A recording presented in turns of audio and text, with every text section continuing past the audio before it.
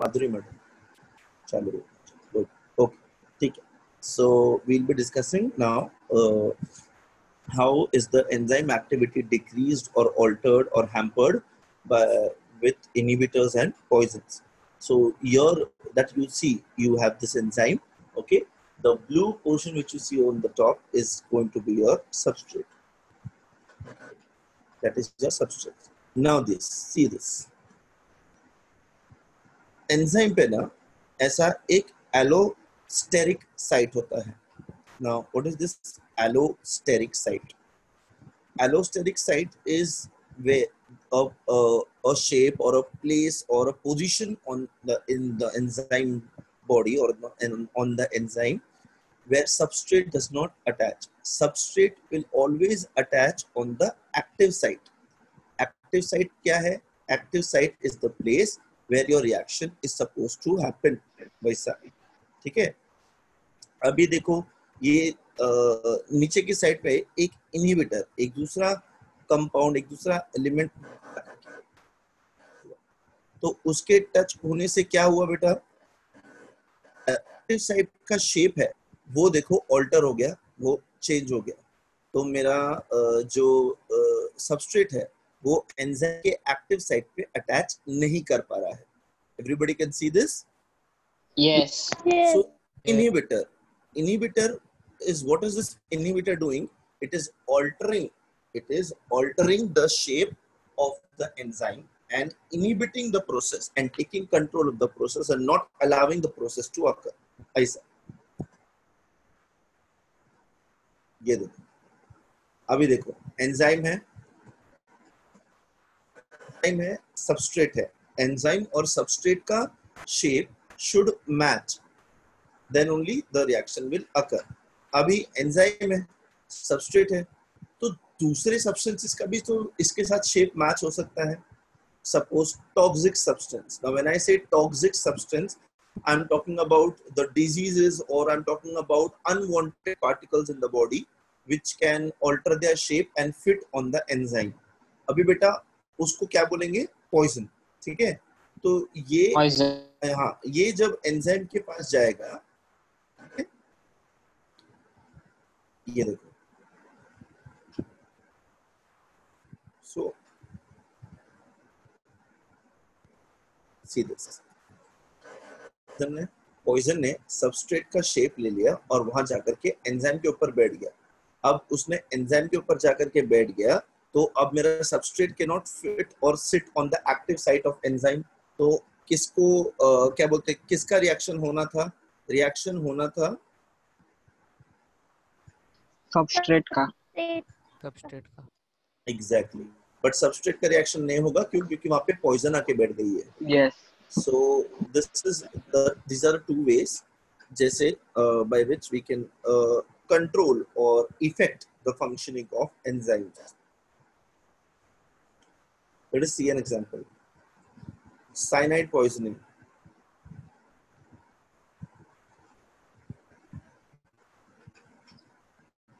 Okay, this is something serious. This is an example.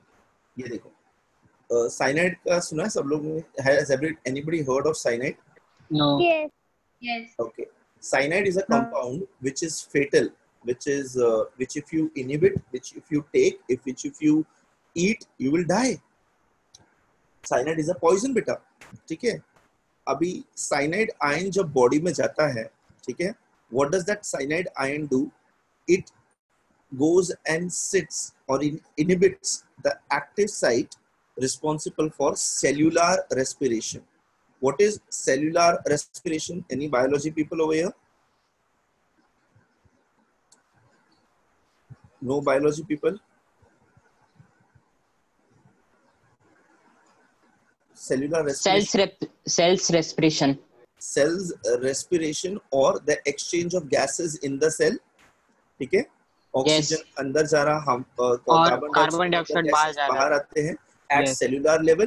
तो ये cyanide जो होता है ना बेटा, ये साइनाइड सेल्यूलर रेस्पिरेशन को ब्लॉक कर देता है.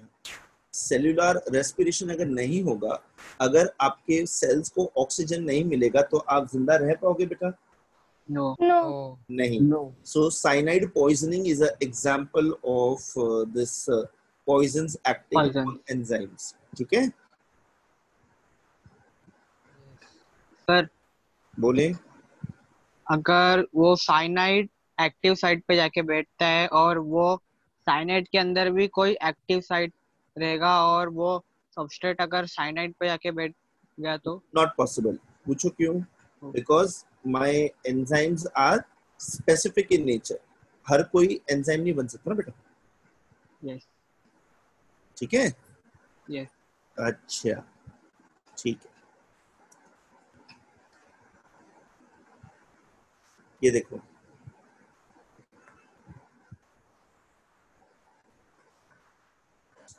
पॉजिटिवली पता है किस में यूज करते हैं? गैस करो. अनकंट्रोल्ड सेल ग्रोथ कौन सी बीमारी में होती है बेटा?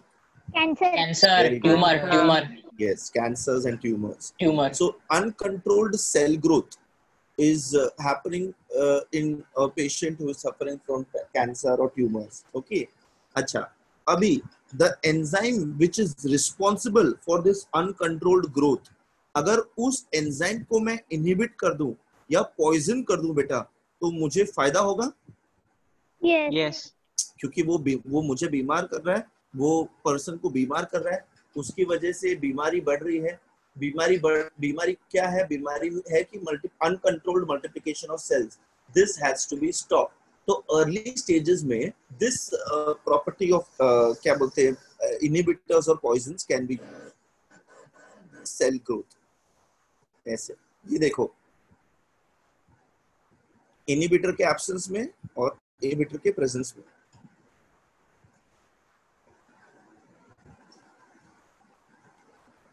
So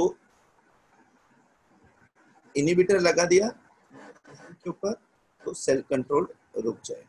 simple as that. तो बेटा इसके दो चीजें हैं. आपने देखा साइनाइड से इंसान मर जाता है, और अगर उस इनहिबिटर को या कोई भी कंपाउंड को अगर मैंने properly as a inhibitor use किया तो मैं बीमारी ठीक भी कर सकता हूँ. So there are two separate, two entirely different applications. Either you can kill mankind or you can cure mankind. है ना बेटा? Yes. Yes. So what do you think? What should we do? We should kill mankind or we should save? Save. Save mankind. Save Mankind Yeah, I thought we were supposed to say kill. चलो ठीक. Now let us look at this mechanism of enzyme catalysis, which I talked about, lock and key mechanism. ये देखें आप, आपका enzyme है, substrate है. This is the substrate sits with the enzymes or fits with the enzyme. Together they are called as enzyme substrate complex. Active site पे bind हो जाता है वो. ओके, सो एक्टिव साइट्स पे क्या होता है? एक्टिव साइट्स पे एकदम ये जो है, कार्बोक्सिलिक एसिड्स है, अल्कोहल्स है, थाइमीन है, ये सब फंक्शनल ग्रुप्स का क्या बोलते हैं स्ट्रक्चर रहता है इन एक्टिव साइट्स पे. नाउ ये सब फंक्शनल ग्रुप कहाँ से आ गया? Because my enzyme is a protein, it will definitely have all these hydrocarbon compounds का functional groups. तो वो सब functional groups का lining वहाँ पे रहता है active site पे.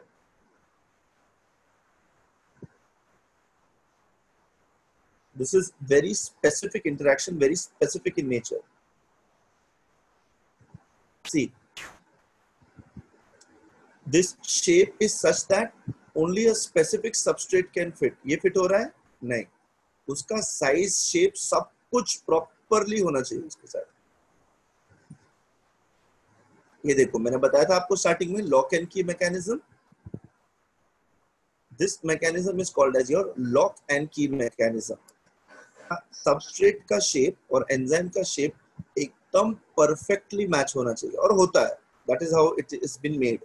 ठीक है, तो अगर मैच नहीं होगा तो वो सबस्ट्रेट मतलब उस एंजाइम के लिए नहीं बना है. Simple as that.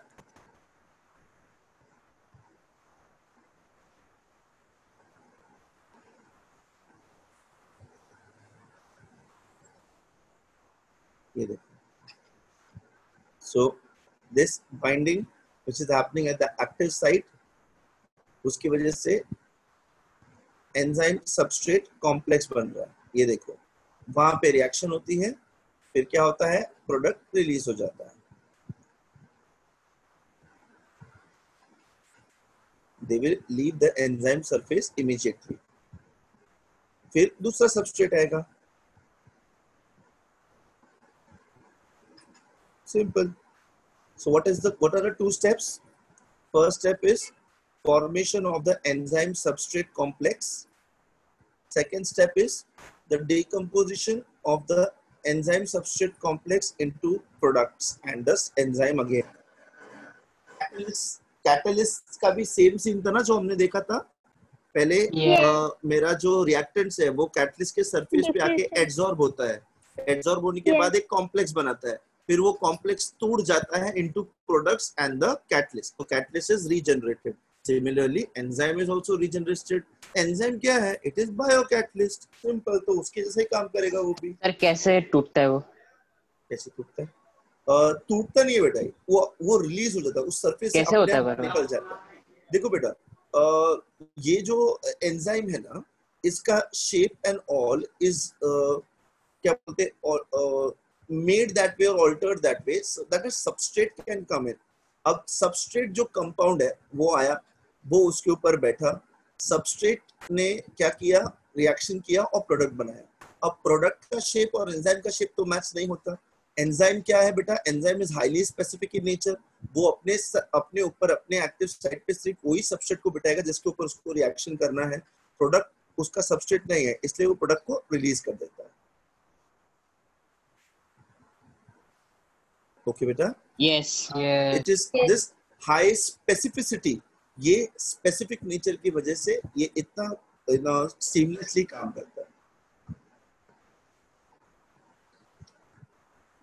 ये देखो again, maximum yield in less time and accelerates the reaction. Sir enzyme industry में भी यूज होते हैं ना? बिल्कुल यूज होते हैं एंजाइम्स बायो मेडिकल मेडिसिन वगैरह बनाने के लिए। अभी तो बताया ना हमने, देखो ट्रीटमेंट में भी यूज करते हैं। हाँ याद है।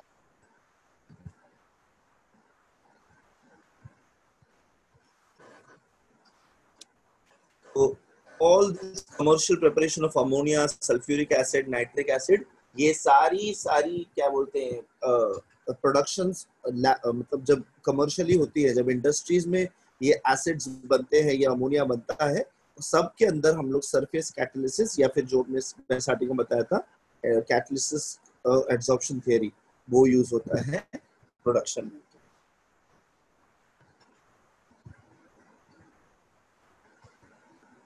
ये देखो सर थोड़ा पीछे चलो ना। क्यों? वो लिखने का था। Yes. Very good.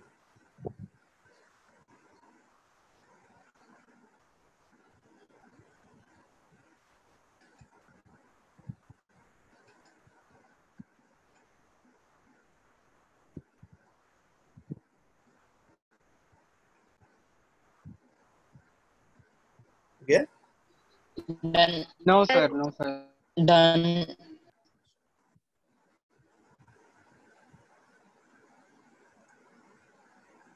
Done sir. Okay. ये तो मैंने स्टार्टिंग में भी आपको एग्जांपल बताया था। हेबर्स प्रोसेस का जो एक्चुअल मैकेनिज्म है ना इंडस्ट्री में, देखो ऐसे होता है।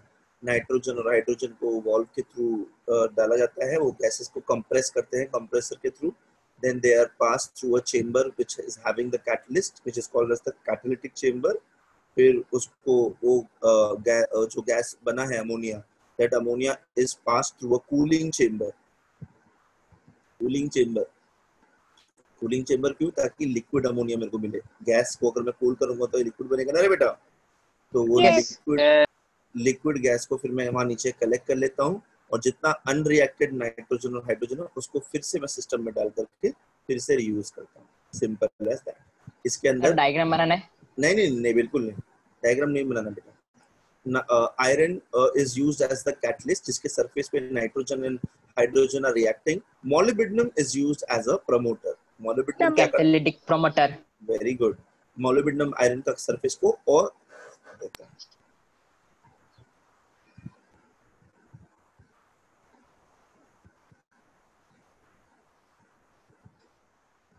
ये देखो, इसका स्पेसिफिक टेम्परेचर होता है, मतलब इस टेम्परेचर पे और इस प्रेशर को यील्ड मिलता है अमोनिया का 723 to 773 kelvin and 200 bar, which is a very high pressure. ठीक है, प्रेशर अप्लाई करना पड़ेगा बिकॉज नाइट्रोजन और हाइड्रोजन को मतलब लिक्विफाई करना आसान काम नहीं है, बल्कि ना के बराबर है. तो नाइट्रोजन और हाइड्रोजन जो रिएक्ट गैसियस फॉर्म में ही रिएक्ट करते हैं अंडर प्रेशर, और क्या बोलते हैं, अमोनिया भी देते हैं जो गैसियस होता है. तो इसीलिए यहाँ पे हम लोग ने सॉलिड कैटलिस्ट यूज किया है. This is an example of heterogeneous catalysis which is helping me complete the process. तो NH3 जो गैस मिला है उसको मैं कूल करूंगा, दैट इज इजीली लिक्विफाइबल, और फिर इसको मैं कलेक्ट कर लेंगे.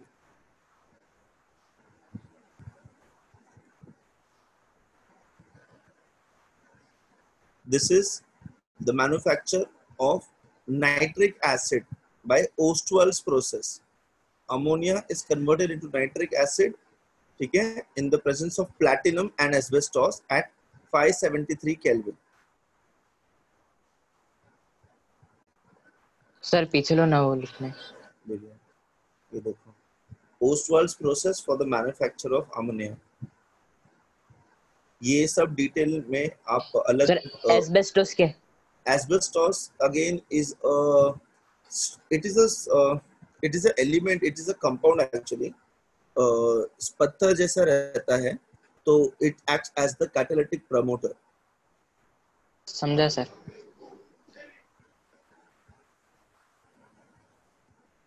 Yes.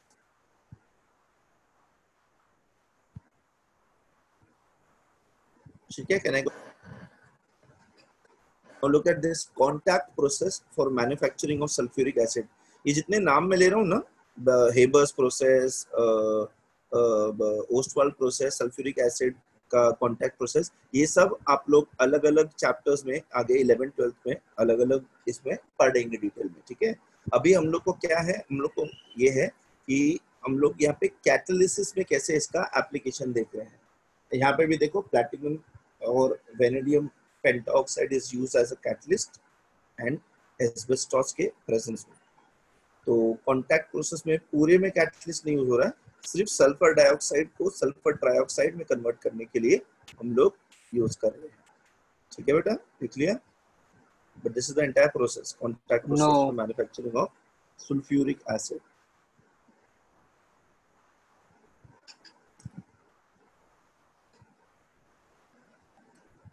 यहाँ पे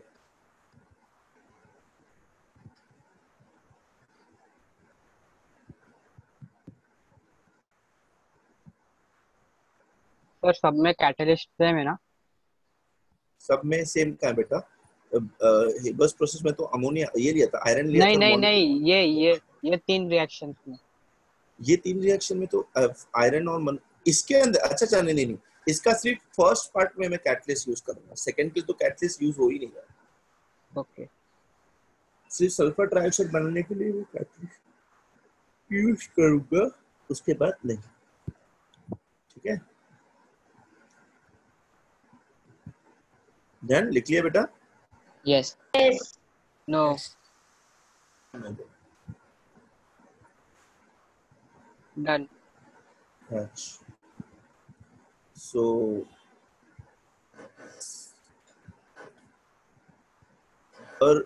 we are, हाँ हम कह रहे हैं कि our catalysis हुआ. Now we need to go on to colloid classification. Sir oleum मतलब क्या हो गया बेटा? ओलियम. मतलब ओलियम H2S2O7 है ना वो.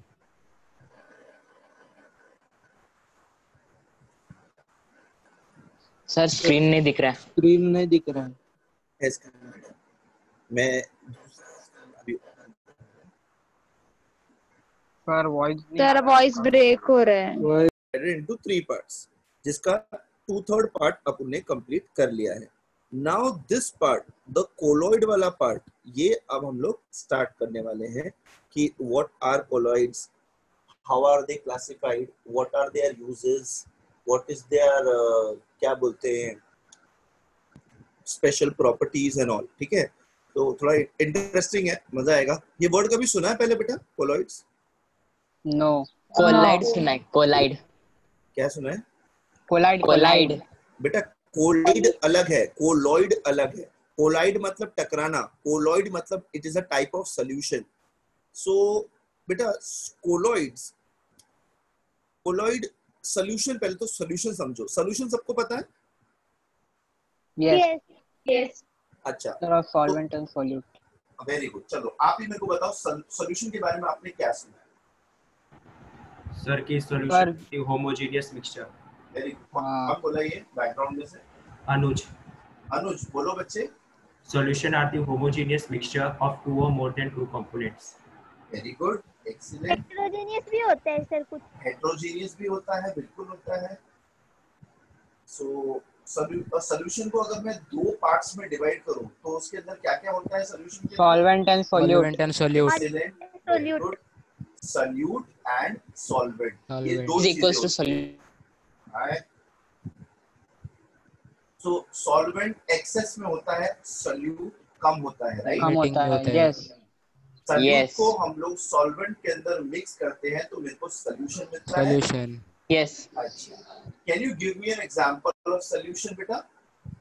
Sugar in the water. Water water. In the water. Yeah, very good. and water. A very Sugar in the famous- water. Yes, world famous example is Sand in water. Oh, बड़े शांति रखो। Salt and sugar in water. Yes. Salt and sugar in water. बेटा जब भी आप salt को sugar में मिलाते हो, ठीक है, तब उसको स्टर करने के बाद वो मिक्स हो सर जाता है। सॉल्ट शुगर में कैसे हो सकता है? मैंने सॉल्ट और शुगर बोला क्या? Yes. जब भी आप सॉल्ट को वाटर में मिलाते हो, मैंने ऐसे बोला था, यस। ठीक है ना? तो जब भी आप सॉल्ट को वाटर में मिलाते हो तभी, और जब आप उसको स्टर करते हो तब आप देख पाते हो शुगर सॉल्ट कहाँ पे है और पानी कहाँ पे है। नो। No. सिर्फ पानी प्लेन दिख- पानी दिखता है ना। Yes. हाँ। Yes.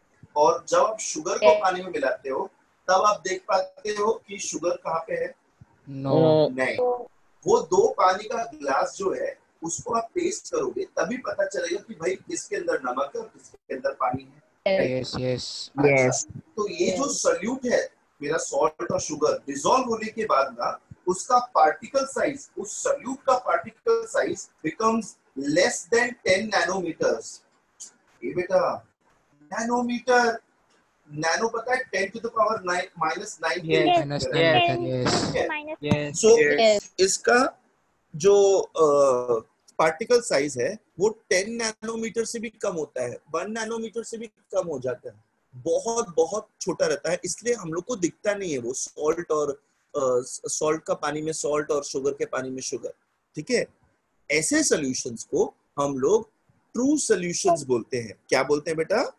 True solution. True solutions. Solutions मतलब सच्चे solutions. Okay, no this is not a joke, उसका actually they are called as true solutions. अच्छा, अभी one of my friend he gave an example of sand and water. Who was he? Shubham. Shubham. Shubham की आवाज मुझे बाहर हो गई। शुभम, यस।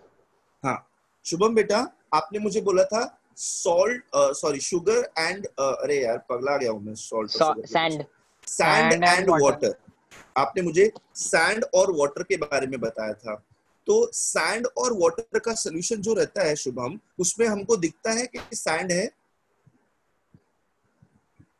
हाँ। हाँ। Yes. Yes. ऑब्वियसली दिखता है, Yes. राइट? सैंड दिखता है। पानी के ग्लास के अंदर अगर मैं सैंड मिला दूं या मिट्टी मिला दूं नॉर्मल, तो मुझे हाँ। दिखेगा कि उसके अंदर बड़े बड़े मिट्टी के या सैंड के पार्टिकल्स हैं। वो Yes. थोड़े Yes. डिसॉल्व होते हैं, वो डिसॉल्व नहीं होते हैं। No. तो उसका पार्टिकल साइज 100 नैनोमीटर से बड़ा रहता है, बल्कि काफी बड़ा रहता है, वो हम लोग नॉर्मल नेकेड आई से देख सकते 400 नैनोमीटर। हैं। हाँ, 400 नैनोमीटर के भी ऊपर रहता है, काफी बड़ा रहता है उसका पार्टिकल साइज, तो इसलिए हमको वो नॉर्मली विजिबल भी होता है। ठीक है, ऐसे सॉल्यूशंस को जिसके अंदर मैं सॉल्यूट पार्टिकल्स को क्लियरली देख सकता हूं, ऐसे सॉल्यूशंस को हम लोग सस्पेंशन बोलते हैं। क्या बोलते हैं बेटा? Suspension solution. Suspension. Suspension solutions. हाँ, सो एक हो गया ट्रू सॉल्यूशन, दूसरा हो गया सस्पेंशन। दोनों दो चीजें समझ में आई आप लोग को? यस अच्छा, Yes. True solution and suspension. अब एक में मेरे को पार्टिकल दिख नहीं रहा है, एक में मेरे को पार्टिकल इतना बड़ा बड़ा दिख रहा, तो इन दोनों के बीच का जो सॉल्यूशन होता है जिसमें मुझे पार्टिकल दिखता नहीं है बट मुझे पता चल जाता है कि भाई ये इसके अंदर कुछ तो मिला हुआ है, उसको मैं बोलूंगा कोलॉइड्स। ओके, सो repeat colloid, again. Sir colour change हो जाता है क्या? रिपीट। नहीं मैं बताता हूँ Solution बेटा। colloids are solutions which lie in between true solutions and suspensions. Suspensions के अंदर मुझे particles clearly दिखता है और true solutions के अंदर मेरे को particle बिल्कुल नहीं दिखता है। colloids के अंदर मुझे धुंधला धुंधला दिखता है। turbid solution बोलते हैं ना जिसको हम लोग। सर कलर चेंज हो जाता है क्या सॉल्यूशन कलर का? भी चेंज होता है। यस, तुम लोग ने स्टार्च का पानी देखा है? Forget starch Yes. का पानी, तुमने चावल पकने के बाद चावल का पानी देखा है Yes. निकाल के? Yes. चावल का Yes, पानी होता है, हाँ। बाप वही रे। है। वो चावल का जो पानी होता है वो कैसा होता है बेटा? Whitish. White Yes. Cloudy. It is cloudy. It is cloudy in nature. yeah, ठीक है, वो Yes. क्लाउडी दिखता है। तो अगर वैसा पानी में अगर आपको दिखाऊं तो आप क्या बोलोगे कि इसके अंदर कुछ तो, अरे यार इसके अंदर कुछ तो सोल्यूशन है। ठीक है, ये सोल्यूशन में एक पानी के अंदर कुछ तो मिक्स्ड है, पर क्या मिक्स्ड है वो पता नहीं, राइट? Yes Yes. तो वो जो मिक्स्ड है वो स्टार्च के मॉलिक्यूल्स है जो हमको दिख नहीं रहे हैं, बट सोल्यूशन के अंदर ऐसा चेंज कर दिया है कि मुझे पता तो चल रहा है कि ये दो चीजों का मिश्रण है, किस चीज का मिश्रण है वो पता नहीं। ठीक है, तो ऐसे सोल्यूशन को हम लोग कोलॉइड्स बोलते हैं। A colloid is a heterogeneous system in which one substance is dispersed as very fine particles having diameters in the range of 1 to 100 nanometer in a continuous medium of another substance. Colloids में ना बेटा, colloids में जो dispersion मतलब जो solute और solvent है उसको मैं एक अलग नाम दूंगा। solute को मैं dispersed phase बोलूंगा, मतलब मिला हुआ फैला हुआ phase, और सॉल्वेंट को मैं डिस्पर्जन मीडियम बोलूंगा।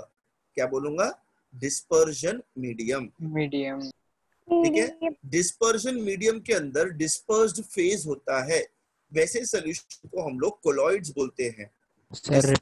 Dispersed phase, dispersion medium is equivalent to solute and solvent.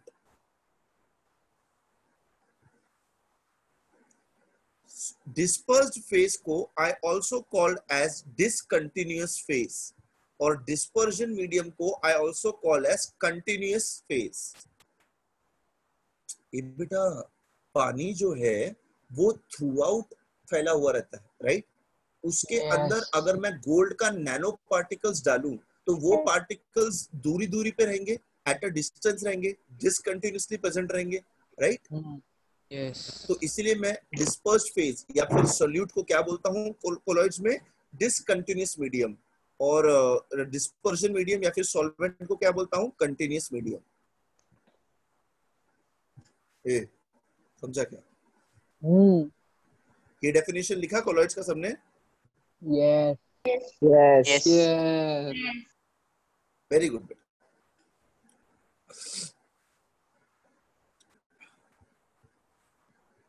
Example देखें,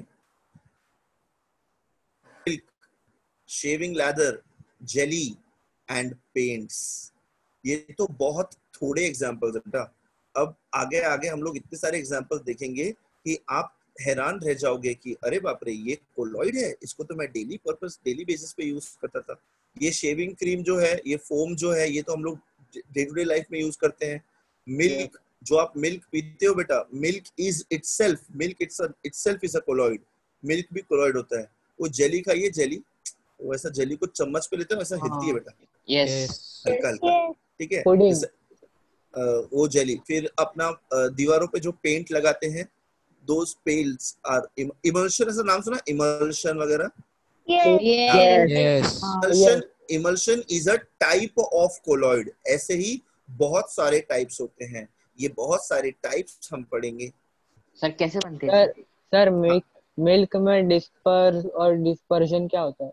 वाटर एंड ऑयल। मिल्क के, ये मिल्क को हम लोग डिटेल में पढ़ेंगे, टेंशन मत लो। मिल्क मिल्क इज में ऑयल किधर से? Milk, सर ये milk नेचर में है। oil कैसा है? milk is an example of an emulsion. It is a type of a liquid in liquid type of colloid. Milk is a type of liquid in liquid type of colloid. इसके अंदर ना बेटा dispersed phase जो है वो oil होता है और डिस्पर्जन मीडियम जो होता है वो वाटर होता है, ठीक है। अभी आपको पता है, अगर आप दूध गर्म करके काफी देर के लिए दूध को ऐसे ही रख दो, Yes. तो तेल निकलता बर्तन है। के साइड में ना येलो येलो कलर का तेल हो ऑयली जाता है, सब्सटेंस तेल, आपको हाँ, दिखेगा, येलो हो Yes. जाता है। ठीक हाँ, है। वही मिल्क दिखा। आपका कोएगुलेट होने लगता है, ठीक। थोड़ा सा सब्र करो बेटा, हम सब सीखेंगे what is coagulation, what is breaking of a colloid, what is ये मलाई क्यों होती है दूध के अंदर, मलाई का क्या काम होता है इसके सर ये अंदर। नेचर ही है ना, नेचर से दूध ये बनता है। मिल्क नेचुरल है, हाँ मिल्क नेचुरल है। और बहुत सारे कोलाइड्स मैनमेड भी होते हैं, बहुत सारे क्या बोलते ऐसे कोलाइड्स भी होते हैं जो नेचुरल हैं। वो व्हाइट कलर का एक पत्थर आता है बेटा, देखो, जिससे ना तवा वगैरह घिसते हैं, कुछ लोग अपना बॉडी भी स्क्रब करते हैं उससे, हाँ, बहुत ही हल्का हाँ, पत्थर हाँ। होता है वो, यस, Yes. Yes, Yes. हाँ, लोगों yes. के बाथरूम्स में होता है वो। और कुछ लोग यस। बर्तन तवा घिसने के लिए यूज करते हैं, कुछ लोग क्यों बॉडी घिसते हैं? क्यों फीट यूज करते हैं? वो स्क्रब Yes, करते yes. हैं उसको, उस it is a natural scrub बेटा, ठीक है। सर क्यों करते वो हैं वो सर? पानी क्लीन करने के लिए भी यूज करते हैं ना? पानी क्लीन करने के लिए वो जो यूज होता है वो एलम है बेटा। Alum रहता हाँ, है। यस, वो एलम। वो जो पत्थर है ना बेटा, आले। वो पत्थर ना अपन को नदियों में और समुद्रों में मिलता है। वो पत्थर को अगर आप देखोगे ना, वो है तो पत्थर बट बहुत हल्का होता है। That is also an example of a colloid, that stone is also an example of a colloid, that is an वो एग्जाम्पल ऑफ। बहुत हल्का रहता है, हाँ बेटा, उसको बहुत बहुत हल्का क्यों रहता है, पता है सर? वो बहुत हल्का क्यों रहता है? क्योंकि उसका dispersed phase is a gas and dispersion medium is a solid. मतलब पत्थर के अंदर गैस भरी हुई रहती है, उसके अंदर देखो ना बहुत सारा पोर्स रहता है, छोटा छोटा छोटा छोटा पोर्स होता है, छेद होता है उसके अंदर। हाँ, कितनी खुश होगी बेटा, वेरी गुड बच्चे, ठीक है। So these are examples of, इसके अलावा भी बहुत सारे एग्जांपल्स हैं। So dispersed phase and dispersion medium, ये आप अच्छे से जाने, इनकी डेफिनेशन भी समझें। ये देखो, डिस्पर्स्ड फेज क्या है?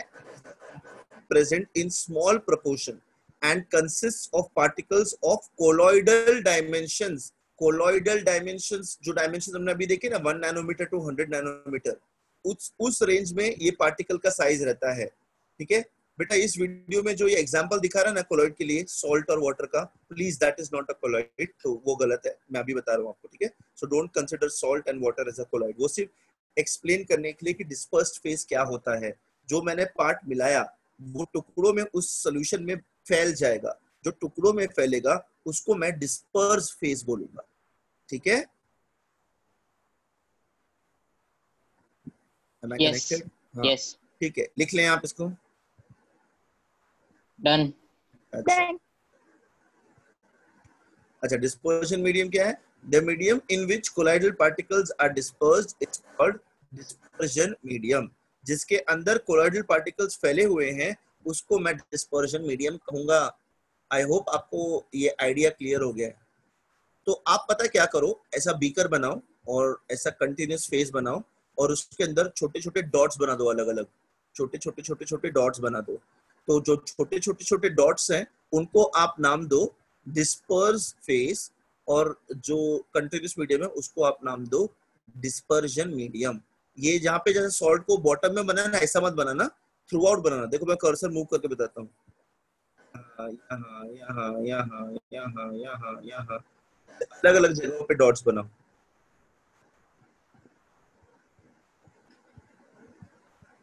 हो गया बेटा?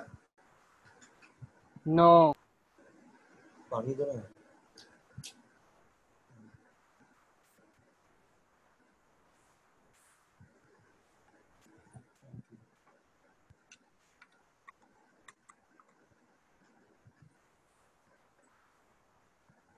Done.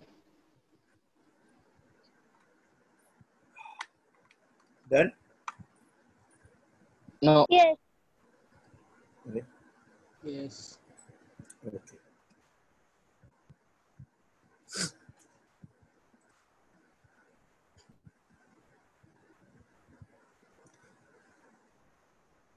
Very important. Colloids, ये जो अपने colloids है ना, these colloids can be classified on 3 types. 3 type के classification होते हैं. First type of classification is on the basis of physical state of the colloids. Colloidal जो substance है उसका physical state पे. Second type of classification is based on the size of the particles. Particle के size के हिसाब से, ठीक है. थर्ड टाइप का जो ये है क्लासिफिकेशन है वो हम आगे देखेंगे. पहले हम लोग सबसे इजी वाला क्लासिफिकेशन देखते हैं.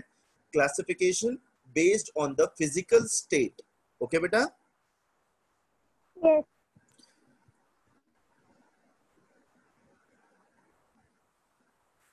ये बात आपको समझनी जरूरी है. Dispersed phase and dispersion medium दोनों ही कुछ भी हो सकते हैं, सॉलिड, लिक्विड, गैस. तो मेरे को बताओ बेटा कितना टाइप का कॉम्बिनेशन पॉसिबल. आपको परम्यूटेशन एंड कॉम्बिनेशन सिखाया मैथ्स में? 9 No. types. अच्छा, आपको कॉम्बिनेशंस नहीं सिखाया ना. अच्छा, ये भाई मेरे को बोला 9 टाइप्स. शुभम ना, शुभम Yes. 9 टाइप्स बोले बेटा तुम. Yes, sir. क्यों बेटा? Sir, क्यों 8 types. 8 types. 8 types. 8 टाइप्स बोला. 8 types. Yes, sir. 8 types. 8 types. Book में देख के मत बोलो. शेयरिंग. No. नहीं सर. No. वो Sir, 2 raised to n. 2 raised to n. 2 raised to n. 2 raised to n. Yes. Yes. 2 क्या है? 2 constant number n Constant. number of और elements n number of elements. और n is the number of elements. Solid, Elements. liquid और gas. and gas. Yeah. 2 raised to 3 8. कुछ भी. Okay. अच्छा ठीक है, उनके टाइप्स बताओ मेरे को. Solid in solid, solid in liquid, solid gas. Solid in And gas, gas. Gas. Liquid Liquid in And solid. Liquid in Liquid, gas, liquid. Liquid in solid, Solid. Solid in solid. Liquid in solid in. liquid. अरे भाई हो Gas गया, in हो Okay, गया. gas. solid gas in liquid Yeah. gas in gas. So the answer is right. 8 types ही रहेगा. Gas in gas type of colloid is not possible. Gas in gas type को हम लोग colloid नहीं बोलेंगे. Gas in gas type को हम लोग homogeneous mixture बोल देते हैं. That it becomes a true solution. कैसे होगा आगे देखेंगे, ठीक है. अभी के लिए सिर्फ एनी टाइप. तो आप देखें depending on the physical state. देखो 1 2 3 4 5 6 7 8. एक्चुअली अगर मैं सबका टाइप लूं तो आइडियली 9 टाइप का होना चाहिए. 3 into 3 9. बट होता 8 ही है. ये टेबल जो हम लोग देखने वाले ना बेटा, इसको अच्छे से लिखना है, अच्छे से बना लेना है सब लोग को. पहले एग्जांपल्स देख लेना, पहले सब समझ लेना उसको कॉमन नेम क्या होता है, उसके बाद प्रॉपर्ली टेबल बनाना सब लोग. ठीक है बच्चे. सर लास्ट में बनाना है पूरा टेबल. हाँ, लास्ट में बनाओगे तो आपके लिए आसानी होगी. Okay. और आप समझ जाओगे तो आपको लिखने में भी सही पड़ेगा. ऐसा देखो. सो डिस्पर्स्ड फेज जब सॉलिड है, डिस्पर्शन मीडियम भी सॉलिड है.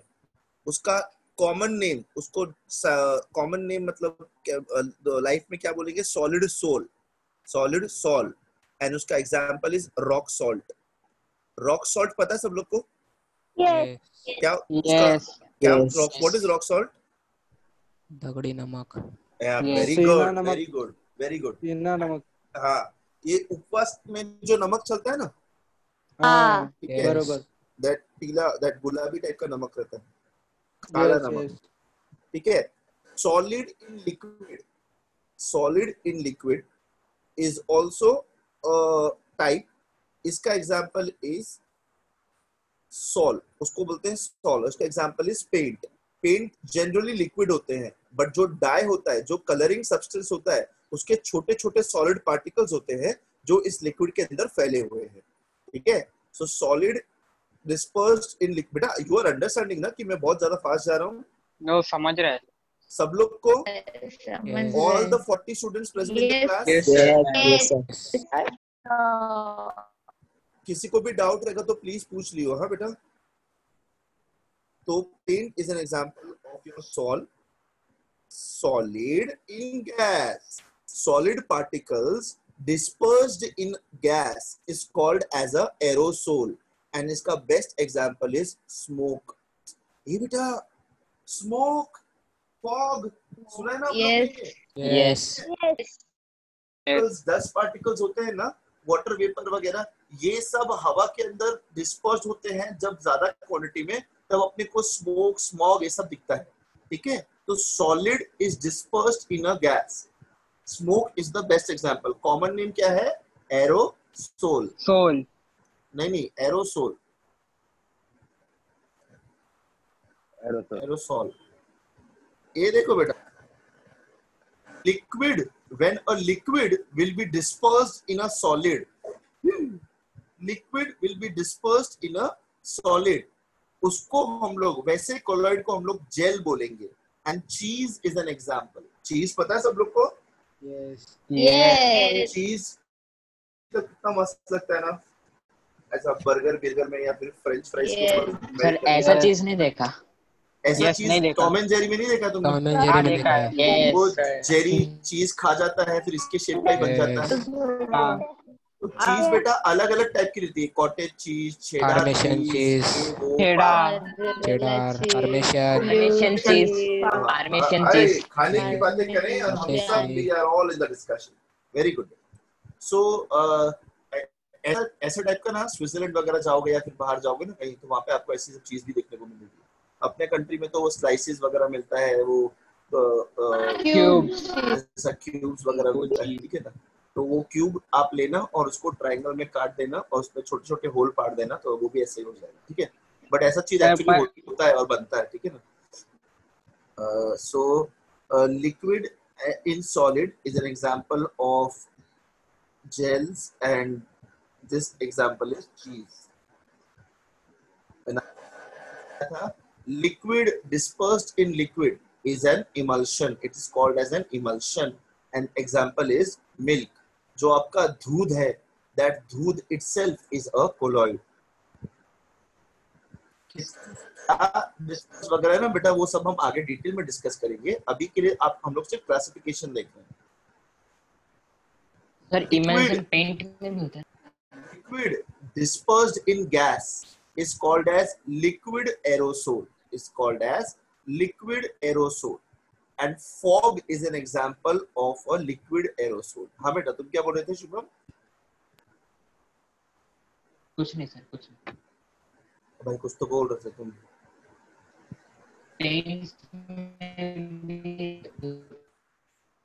सॉरी शुभम, वो तुम्हारी आवाज मुझे आई नहीं, दूसरे को किसी को आई? शुभम की आवाज? No. Oh, तुम्हारी आवाज एकदम सुर में चली गई बेटा। Shubham, are you there or have we lost you? Yes, yes, yes. Yes. Then we have gas dispersed a solid, which is solid foam, and इसका example is rubber. रबर जो होता है ना बेटा, आप जिससे रब करते हो, वो रबर भी तो बहुत हल्की होती है ना। Yes. ठीक है, ओरिजिनल रबर जो होती है ना बेटा, वो लिक्विड लेटेक्स रहता है, उसको हम लोग हार्डनिंग वगैरह करके Latex. हाँ फिर उसको फॉर्म बनाते हैं। और सर वो and the last type of, बेटा क्या बोल रहे हो? इलास्टिक वाला रबर रहता है वो। हाँ, इलास्टिक वाला रबर, वेरी, वो अलग रहता है। That is not this gas is वाला। ठीक है, okay sir.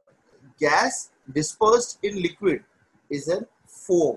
Soap leather soda. पता है तुम लोग? Gas dispersed in liquid, soda, very good. Yes. That is a very good example of colloid. Soap का जो लैदर, झाग बोलते हैं ना, झाग, साबुन का जो Yes. झाग बनता है, वो Yes. बबल्स बनते हैं, that is also an example of gas in liquid. इसके अलावा आपका Beer. हाँ वो भी ठीक है, कोल्ड ड्रिंक्स वगैरह जितने Sir. रहते हैं। हाँ बेटा, सर फोम ग्लास किसमें आता है? गैस सॉलिड में आता है कि गैस लिक्विड में आता है? कौन सा बेटा, कौन सा? फोम का ग्लास है ना, फोम, हाँ, वो किसमें आता है? वो आता है gas in solid, okay. Solid form में आता है वो, ठीक है बेटा? यस। हाँ, ये टेबल बना दिया सबने? No. नो। प्लीज बनाएं, it's very important.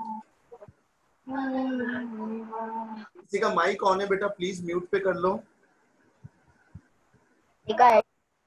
Indian idol चल। अरे नाना को पढ़ाई करो।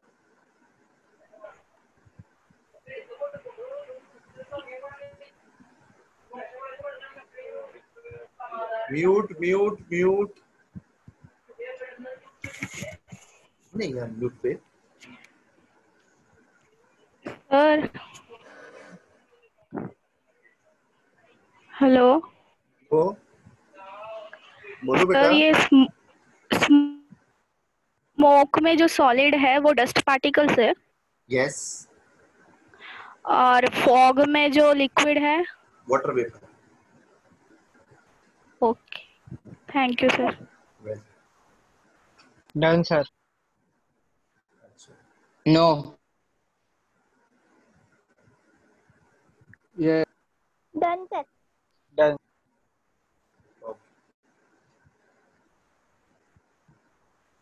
Not.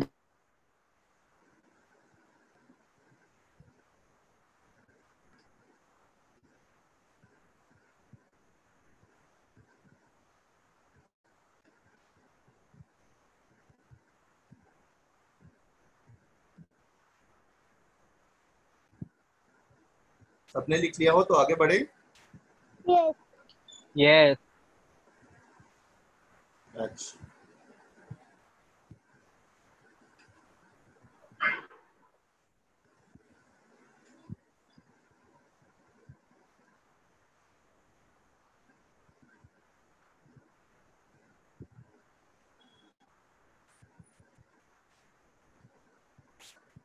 the second type of classification which of colloids which we'll be doing is classification based on the nature of interaction in colloids. Nature of interaction, मेरा जो dispersed phase है और dispersion medium है उसके बीच में कैसा interaction है, lyophobic लायोफिबिक। Lyophobic लायोफिबिक क्या है? बताएंगे बेटा, बताएंगे, सब बताएंगे। So on the basis of interaction between your dispersed phase and dispersion medium, lyophilic colloids. Lyophilic colloids मतलब क्या? लायो मतलब liquid, philic means loving, lyo means liquid, phobic means hating. So liquid loving, liquid hating. पढ़ ला। Yes sir. Lyo liquid, philic liking, lyo liquid, phobia डर, hating to stay away. ठीक है बेटा?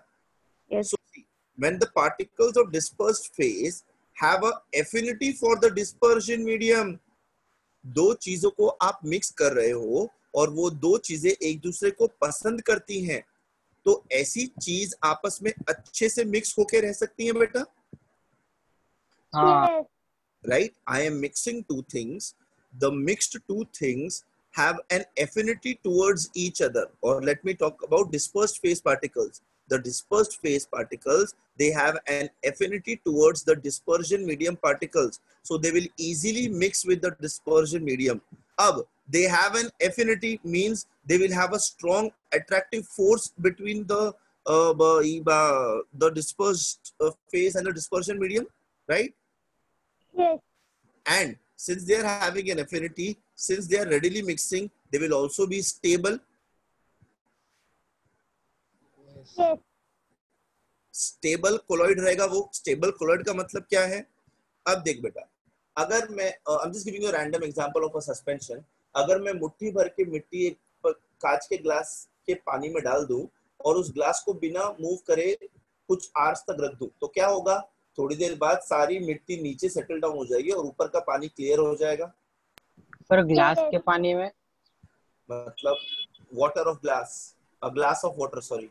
हाँ यस समझा। ठीक है, तो मैं पानी के ग्लास में मिट्टी डाल रहा, तो मिट्टी कुछ घंटों बाद क्या हो जाएगी, नीचे सेटल हो जाएगी और ऊपर का पानी क्लियर दिखने लगेगा।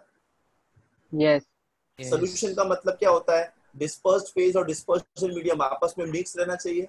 अगर डिस्पर्स्ड फेज पूरा एक जगह जमा हो गया और डिस्पर्शन मीडियम से मतलब डिस्पर्शन मीडियम के अंदर ही है पर सब एक दूसरे के साथ आके नीचे बैठ गए, तो काय का सोल्यूशन हुआ, फिर तो वो सोल्यूशन नहीं होगा ना, right.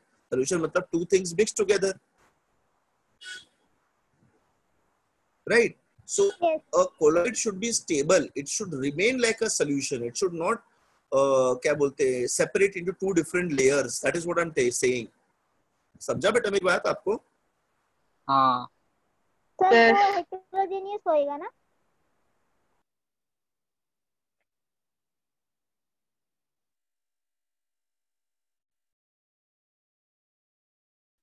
Hello sir. Sir sir बोलते कोई बात नहीं, मैं मेरा लास्ट वर्ड क्या सुना था बेटा आप लोग ने? समझा क्या? अरे भाई समझा क्या, ठीक है, उससे पहले मैंने क्या बोला? वो मुट्ठी भर मिट्टी, मिट्टी मिट्टी, मिट्टी मिट्टी। और वो correct। पानी। तो क्या होगा बेटा, that all that sand and all that water will settle down and the और ऊपर का पानी will be clear, ठीक है। So what is a solution? A solution is in which the solute and solvent should be mixed together, है ना।